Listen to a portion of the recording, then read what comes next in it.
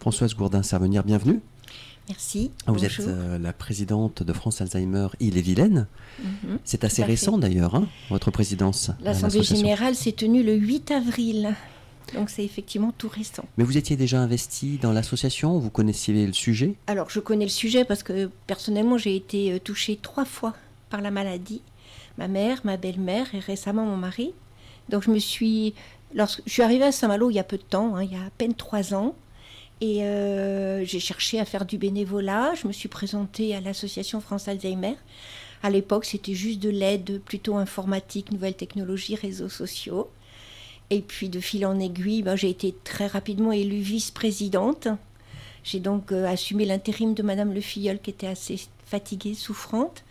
Et puis, la transition s'est faite vers la présidence, que je n'avais pas forcément réclamée et à laquelle je pensais absolument pas il y a ne serait-ce qu'un an et demi. On va rappeler le but de l'association et les enjeux. Bien sûr. Alors, l'association France Alzheimer, c'est... ici, nous sommes sur le département de l'Ille-et-Vilaine. Le siège social est à Saint-Malo. Cette association a été créée en 1986 au niveau national. Et aujourd'hui, il y a 106 antennes départementales de l'Union. Donc la vocation, bien évidemment, c'est de venir en aide aux familles dans tout l'ensemble, à savoir les proches aidants, mais aussi les malades, leur offrir des moments de répit, leur offrir aussi, c'est une action phare de l'association, des formations presque professionnalisées, puisque durant ces formations, ils ont affaire à une psychologue professionnelle formée par France Alzheimer, qui a lui-même, l'association a elle-même un institut de professionnel, de formation professionnelle. Voilà, et puis donc le but c'est d'aider au maximum les personnes qui sont un peu désemparées face à la maladie d'Alzheimer et les maladies apparentées, puisque... C'est-à-dire qu'aujourd'hui, on s'est bien aperçu que toutes les maladies neurodégénératives qui touchent à la mémoire, qui touchent aux réflexes, qui touchent à la stabilité, ne sont pas ciblées systématiquement maladies d'Alzheimer. Il existe des maladies qui touchent, par exemple, davantage la mémoire récente, mais vraiment la mémoire immédiate, mais qui ne remettent pas en question les acquis culturels ni la parole.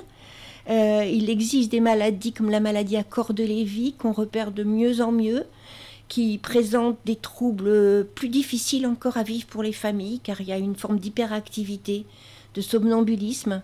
Donc tout ce qui touche, si vous voulez, aux maladies neurodégénératives et que, il y a encore une vingtaine d'années, on disait c'est un Alzheimer. Oui, alors justement, il y a un diagnostic qui doit être posé par un médecin, mais il y a des signes avant-coureurs? En général, oui. Oui. En général, il y a une première observation. Alors, c'est vrai que ça peut être vu extrêmement différemment. C'est-à-dire que soit c'est la personne qui s'inquiète, qui va consulter elle-même. Qui se dit, oh là là, j'arrive pas à retrouver... Voilà, exactement. Alors aujourd'hui, il faut savoir qu'il y a beaucoup d'endroits où il y a des consultations mémoire qui vont déjà permettre de faire un premier diagnostic. Notamment ici à Saint-Malo et sur la côte. Sur Saint-Malo, il y a une consultation mémoire au centre hospitalier, tout simplement, qui permet déjà d'avoir un diagnostic. Et puis ensuite, il y a le médecin traitant, évidemment. Le médecin traitant va orienter ou non vers un gériatre ou un neurologue. Et c'est évidemment, les gériatres et les neurologues peuvent, eux, faire des examens beaucoup plus... approfondie, appropriée, mais vous savez qu'aujourd'hui, une simple ponction lombaire permet de savoir si on détient le gène de la maladie d'Alzheimer. C'est une fameuse protéine, je crois. Oui, la protéïne Tau. Tau, oui, alors il y a deux types qui aboutissent à la même chose, mais c'est... ça a un rapport avec la protéine Tau. Je ne suis pas chercheuse, je ne suis pas une scientifique, mais c'est cette fameuse protéine sur laquelle on essaye aujourd'hui d'agir au mieux pour qu'elle n'envahisse pas. Et contrairement à ce qu'on croit, c'est pas tellement les neurones, c'est les synapses. Vous savez, la jonction. Des connexions. C'est la connexion qui se détruit. Et à partir du moment où la connexion se détruit, évidemment, le neurone se Donc c'est au niveau des neurotransmetteurs aussi, c'est chimique tout ça. Voilà, c'est complètement chimique. Et donc la formation ne passe plus c'est ça. entre les deux neurones. La formation ne passe plus, le neurone se dégrade, évidemment. Enfin, on sait qu'on en a des milliards, mais n'empêche que... Et il y a une deuxième raison, c'est l'accumulation de plaques amyloïdes. Oui. Donc il y a deux entrées en parallèle. Et pour l'information médicale, il faut savoir qu'il y a moins de 1% qui ont un risque génétique d'avoir la maladie, oui. Contrairement à ce qui a été dit pendant un moment. Voilà. Mais dites-nous, Françoise Gourdin-Servenière, ici, localement, est-ce qu'on a moyen de savoir combien de personnes sont atteintes de la maladie d'Alzheimer ou de maladies apparentées? Parce que vous avez quand même des statistiques au niveau de l'association, localement. Oui, c'est très compliqué parce que on a des personnes qui nous appellent. On a d'ailleurs des effets rebonds systématiques. Un article dans le journal, un passage à la radio et automatiquement le téléphone sonne. Dès le lendemain, un article sur Internet, enfin, voilà. Donc on a des effets rebonds avec beaucoup de personnes qui n'osent pas parler de diagnostic, des familles qui n'osent pas parler de diagnostic, et puis encore des personnes aujourd'hui que nous ne connaissons pas. Parce que nous ne connaissons que les personnes qui s'appellent à nous. Oui. Par contre, en termes d'extrapolation, si vous voulez, sur l'ensemble, je dirais qu'en Ille-et-Vilaine, aujourd'hui, nous avons quand même 150 000 malades. D'accord, ça donne déjà une indication. Ça vous donne une idée, parce que finalement on fait des extrapolations, d'autant plus qu'en Ille-et-Vilaine, il y a quand même dans certaines communes des populations de retraités plus importantes que d'autres, et donc il y a quelquefois des écarts. Je donne une fourchette, mais ça vous donne quand même une idée de la... Et c'est évident. Et est-ce que la maladie d'Alzheimer apparaît à partir d'un certain âge, ou est-ce que c'est difficile de dire... Alors la maladie d'Alzheimer, on peut porter cette maladie 20 ans avant de la déclencher. D'accord. Récemment, suite au...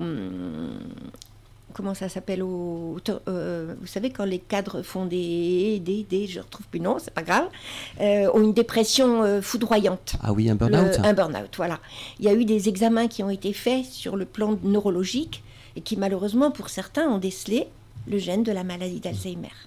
Ouais. Et donc ça peut être avant 60... ça peut être avant. On a des malades jeunes, il y a des malades qui ont été diagnostiqués. Je crois que le plus jeune, c'est 19 ans. Ah oui, oui. On a aujourd'hui une personne jeune qui est à peine à la retraite et qui est venue nous voir elle-même en tant que malade. D'accord. Elle a été diagnostiquée, elle le sait. Elle est encore tout à fait en état de vous répondre, de nous parler, mais elle est consciente qu'elle a cette maladie. De temps en temps, il y a des carences, il y a des oublis. Est-ce que vous notez ça, ou est-ce que... En général, c'est les premiers symptômes. Ouais. Les premiers symptômes, c'est quand même la mémoire récente. Alors, la mémoire récente, on a oublié ses clés, on a perdu ses clés, ça, c'est lié au stress. On dit, t'inquiète pas, c'est le stress, etc. Assez vite. Sauf que quand ça se chronicise, là, ça devient problématique. On finit par avoir quand même des... Et puis, il y a des symptômes qui ne trompent pas non plus, le côté un peu perdu du regard, vous savez, où la personne disparaît du monde et puis... J'ai l'impression qu'elle n'est pas présente, elle n'est plus avec nous. En fait, oui. Ouais. Oui. Ça, c'est des symptômes qui sont assez visibles, j'allais dire. Mais sur la région de Saint-Malo, nous, sur l'Ille-et-Vilaine, alors l'Ille-et-Vilaine, non, parce que nous avons aujourd'hui un développement qui s'est fait sur Rennes. On vient de faire une formation des aidants à Fougères. On a des actions sur Dole, Combourg, aujourd'hui on commence sur Guichin dans l'agglomération rennaise, mais on a globalement des appels autour de Saint-Malo, on va dire encore pour 60-70% des cas. Et l'année dernière, c'est quand même 50 familles qui ont appelé à l'aide avec des malades diagnostiqués, ce qui est énorme. Et vous avez des bénévoles aussi autour de vous ? Alors on en a, oui, on a des bénévoles, des bénévoles très fidèles. La grande majorité connaissent la maladie et ils sont sensibilisés. On a aussi des aidants. Actuellement, nous avons des bénévoles qui sont des aidants parce que leurs aidés sont maintenant en EHPAD. Et ils ont bénéficié des actions que France Alzheimer met en place pour eux. Et du coup, on a vraiment l'impression d'une grande famille. Et si je peux me permettre, vendredi dernier, nous avons passé une journée... À Léon ? À Léon, vous êtes au courant. Voilà, c'était une journée qui nous était offerte par le Rotary Club de Saint-Malo avec la grande participation de la Galerie du Marais. dont la famille est touchée aussi par la maladie d'Alzheimer. Et ça a été une journée fantastique. Une journée de sourire, une journée de réveil pour certains. C'était très, très émouvant. Et là, on s'est vraiment aperçu qu'on formait une famille. Voyez. Convivial, donc. Ah, extrêmement convivial. On a vu des malades un peu ronchons, un peu... qui sont encore mobiles, vous voyez. Et c'était quand même une grande détente pour les aidants qui avaient du mal, qui avaient un peu refusé de venir au dernier moment et qui trouvaient enfin le sourire. Mais écoutez, c'est encourageant. Ça fait plaisir. Oui. Ouais. Et vous avez des activités avec l'association qui sont organisées régulièrement? Il y a des projets aussi? On a des projets surtout. On a des projets, on a des activités de type... mémoire se faire connaître déjà, tout simplement. On a un gros projet par rapport à la journée nationale qui viendra le 21 septembre, où on a 2 actions qui vont se succéder, puisque le 21 septembre, on espère vraiment faire quelque chose d'important, puisque le thème c'est le sport adapté. Donc l'USSM nous offre la possibilité d'utiliser ses locaux, nous met à disposition un éducateur sportif. On a déjà des associations qui se joignent à nous pour faire des activités en faveur du public d'une façon générale. J'espère qu'on aura aussi quelques stands, c'est en train de se mettre en place. Et à Rennes, le lendemain, il y aura une grande conférence avec 2 médecins spécialisés et une psychologue qui viendront parler à la fois de la maladie et des actions. On a besoin d'informations sur le sujet. Des actions que nous mettons en place, tout à fait. Les aidants notamment, qui fatiguent aussi des fois. Alors souvent. Justement, on essaye au maximum de les préserver, et cette formation des aidants va les amener à se positionner par rapport à la maladie, à apprendre, c'est terrible à dire, mais vraiment à apprendre à être des aidants. Et puis à connaître aussi tout ce qui touche autour, aussi bien sur le plan juridique que vie quotidienne, que sécurité, tout ce qui existe, puisque vous savez bien aussi qu'un malade, à terme, va s'en aller, il va s'enfermer, il va laisser le gaz ouvert. Enfin, il y a des risques. Tous ces risques-là. Et donc, dans cette formation, tous les chapitres sont pris les uns à la suite des autres, y compris l'entrée en EHPAD, parce que c'est pas rien, l'entrée en EHPAD. Ça veut dire... ça se prépare aussi. Oui, ça se prépare, tout à fait. Donc, ces personnes-là sont prises en charge. Voilà, par les différentes actions. Donc, on a les formations des aidants. Une fois qu'ils ont eu leur formation, ils vont très, très souvent se retrouver autour de ce qu'on appelle des groupes de parole, où là, ils sont à nouveau en présence d'un psychologue et d'un binôme formé. Parce que vous parliez des bénévoles. Il y a des bénévoles qui nous aident dans les actions. Il y a des bénévoles qui nous aident auprès des aidants, dans les cas des formations et des groupes de parole, auprès des aidés aussi, pour apporter du répit aux aidants. Eh oui. Alors, il y a un contact aussi sur Saint-Malo qu'on peut donner aux auditrices et aux auditeurs. Bien sûr. Les locaux de l'association. Les locaux de l'association sont 8 bis avenue Moka, dans les locaux de l'UDAF. Vous avez besoin numéro de téléphone. Le numéro de téléphone, que je ne connais pas par cœur. C'est ça qui est bien. Et sinon, alors, il y a une permanence. Oui, on peut déjà dire que c'est tous les après-midi, il y a quelqu'un en présentiel, les jours ouvrables. Absolument. La secrétaire est présente. On a une secrétaire professionnelle qui répond au téléphone sur tous les après-midi. Tous les après-midi. On peut laisser un message le matin. Elle rappellera. Je cherche le téléphone.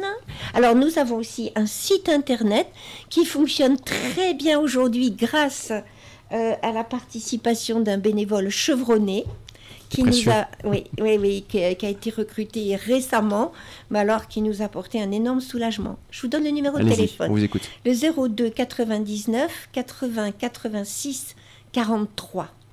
Voilà. Et sinon, il y a le site. Et nous avons une adresse mail aussi, tout attaché, francealzheimer35@yahoo.fr. C'est noté. Voilà. Bien, eh bien écoutez, merci beaucoup Françoise Gourdin-Servenière, donc présidente de France Alzheimer 35, pour toutes ces précisions concernant effectivement l'association, ses activités et puis ses projets. Et puis on suivra ce que vous mettrez en place régulièrement. N'hésitez pas à nous faire connaître les informations avant le 21 septembre et le 21 septembre et après. Très volontiers. On vous souhaite une bonne continuation. Merci beaucoup. Et merci pour toutes ces informations concernant l'association qui fait un travail utile au quotidien non seulement pour les personnes au maximum malades, mais aussi pour les aidants. Et on voit qu'ils sont précieux et que des fois, ils ont vraiment besoin d'être soutenus aussi. Il faut qu'on les préserve et qu'on les entoure. Oui. Très bien. Merci beaucoup à vous. Bonne continuation à vous, Françoise Gourdin-Servenière. On va poursuivre dans ce programme avec Le manteau de mon père, un titre donc de Dominique Bouchot. Et juste après, c'est votre revue de presse nationale au cœur de ce programme Lance 12 sur Radio Parole de Vie sur 100.5 MHz.